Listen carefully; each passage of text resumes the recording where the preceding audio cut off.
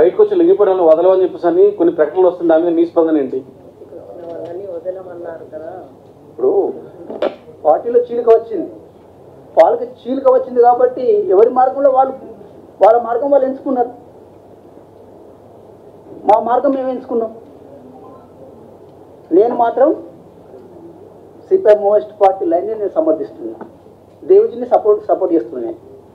సోలుని వ్యతిరేకిస్తున్నాను. అంతే. రేవంత్ రెడ్డి గారి ప్రజాపాలన మీకు నచ్చిందంటారు?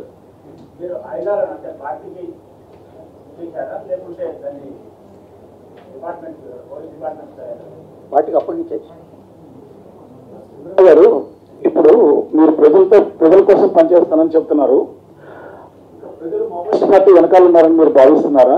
గత 15 సంవత్సరాల నుంచి రిక్రూట్మెంట్ కానీ ఇతరత్ర చూస్తుంటే మావోయిస్ట్ పార్టీలో చేరడానికి ఎవరూ వెళ్ళలేదని చెప్పేసి బీజేపీ గారు చెప్పారు. వాస్తవం కూడా అదే విధంగా ఉంది. ఇంకా ప్రజలు పార్టీకి అండగా ఉన్నారని మీరు భావిస్తున్నారా? మాకు కూడా ప్రజల మధ్య పనిచేసే క్యాడర్ ఉన్నారు. మేము పనిచేస్తాం, మా శక్తి మేరకు మేము పనిచేస్తాం, మా ఐడియాలజీతో పనిచేస్తాం.